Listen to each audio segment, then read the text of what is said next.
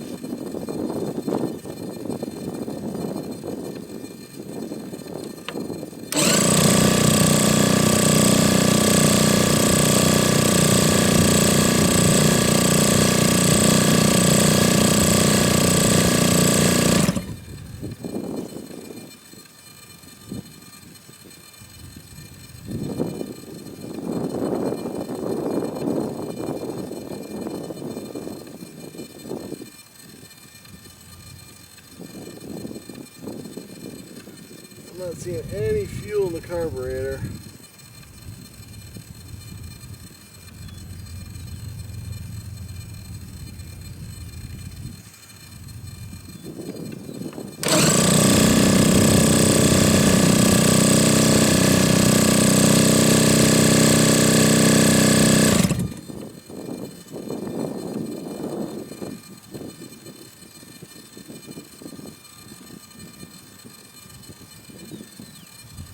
It's not drawing any fuel. Well, back from the field, and as you can see, our first attempt at starting the engine didn't go well. What I realized was that no fuel was getting drawn to the carburetor, and without fuel, you're never going to get the engine to start. Which is a little weird because I've started many gasoline engines using a handheld electric starter, and I've never needed to use a choke before. But when I got home, I checked the manual, and it does say for this engine, you have to use a choke even when using an electric starter. So I reinstalled the choke, installed a push rod on the bottom of the cowl for the choke, and did a quick test, and it's drawing fuel perfectly now. And while I had the cowl off, I took the time to double check everything else on the engine, and I'm glad I did, because one of the spark plug gaps and the low end needle valve were way off factory spec. Now I hope that's not a normal thing for DLE, because I've never had an engine show up with two things like that completely off of factory spec. But it was super easy to fix those two things and get everything back to factory spec. So now I have the plane all put back together, and we're ready to head out to the field and brave the cold wintry weather and get this engine started.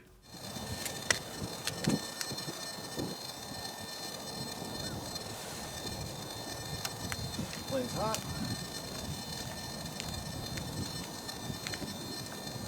Oil. Push on.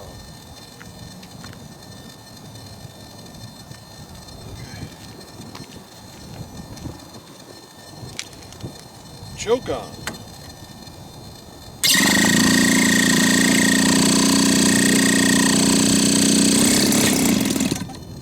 There we go.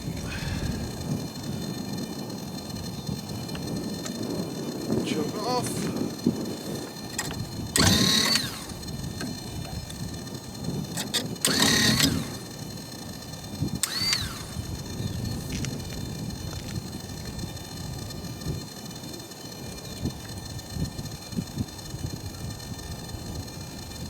Starter cone came loose.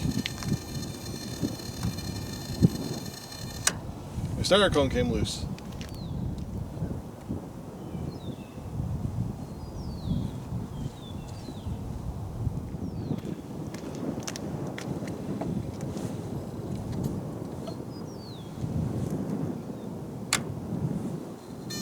Plane on.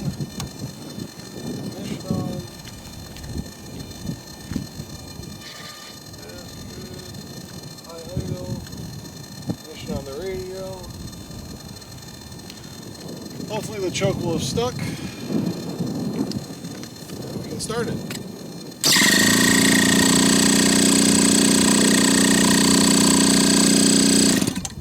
Yeah, we may have to choke again.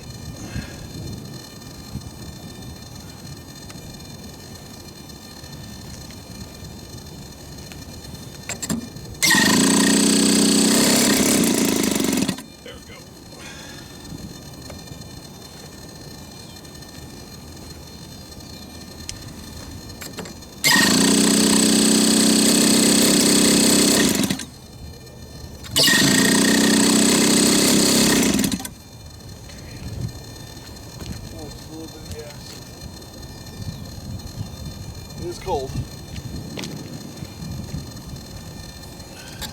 Okay.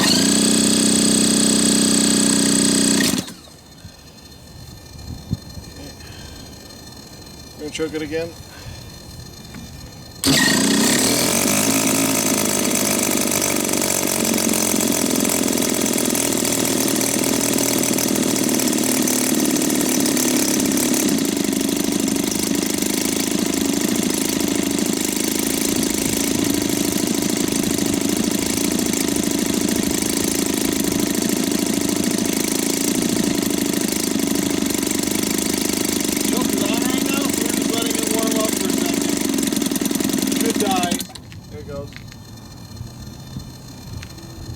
Okay. That was full choke. Now we'll shut that off and hopefully it'll fire up.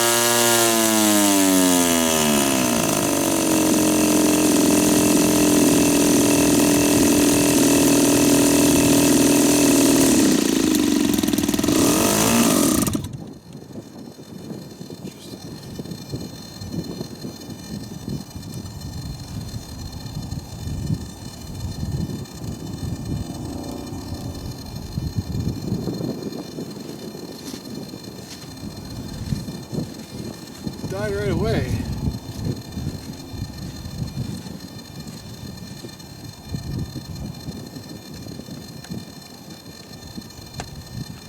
I'm gonna check my temperatures real quick.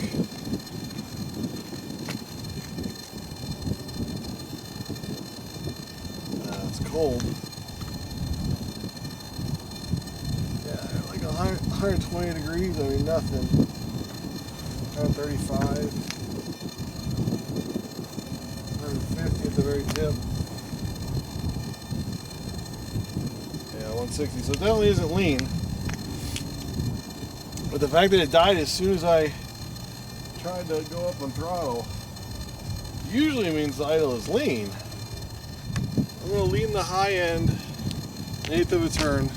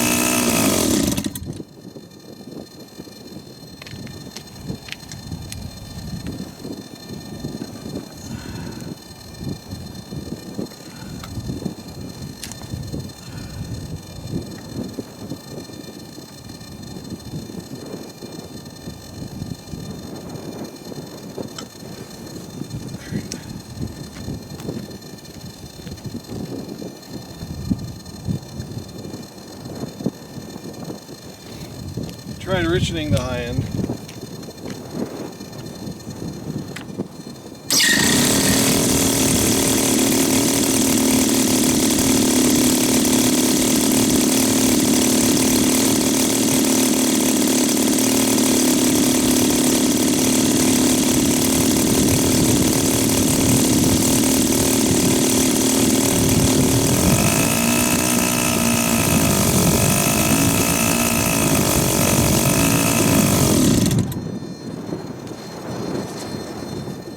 Gonna reach in the low end.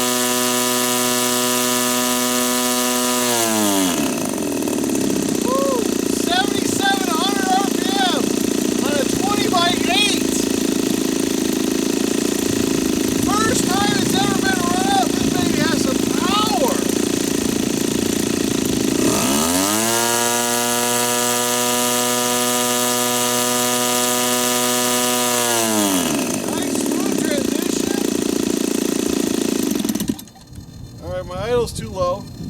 I tried to kick it down to low idle and she died. So we'll have to adjust that. My God, 7,700 RPM on a 20x8 prop. Completely brand new engine. That is serious power. Okay, I want to check the cylinder head temperatures. And I'm going to give the high end just a little bit. Actually, I'm going to check temperatures, but I'm probably going to richen the high end just a little bit. And see what the RPM does. Make sure we're not overly lean. 180.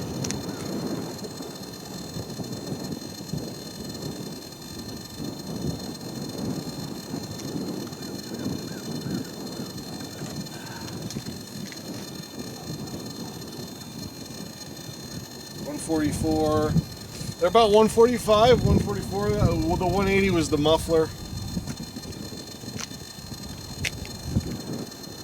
I'm going to give the high end just a tiny bit, eighth of a turn, less than eighth of a turn. We'll see what the RPMs do. But I think we're pretty close, at least for braking. What an engine.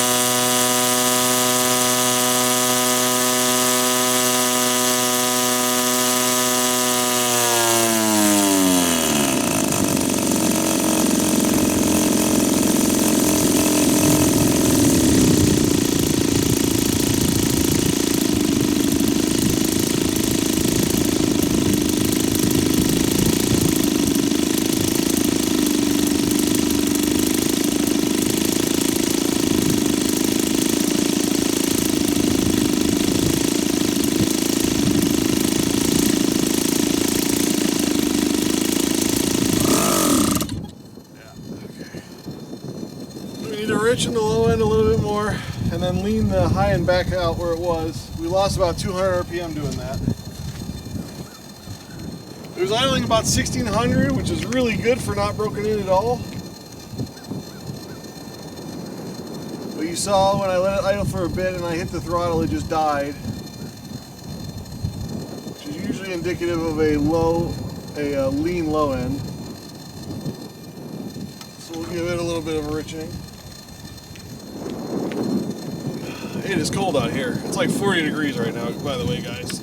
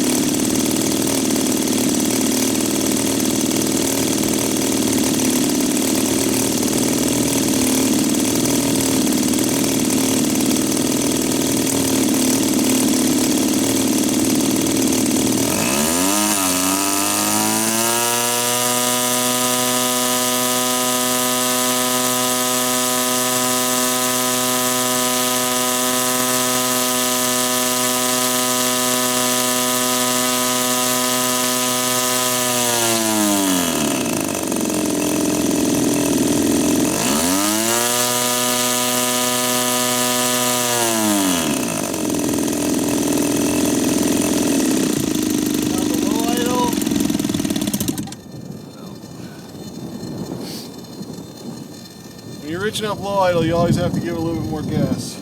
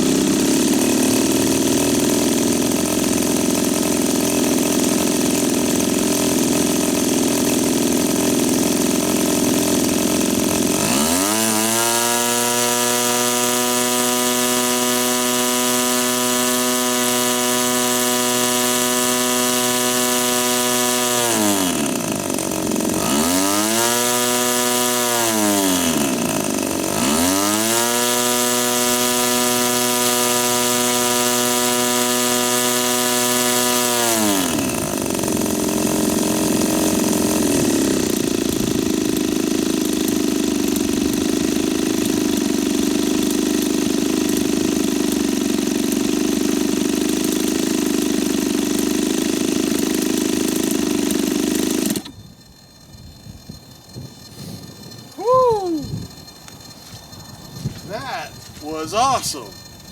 All right. I think she's tuned good enough to fly and break in. Low end, I think it's just a touch rich, but it's good enough for break in.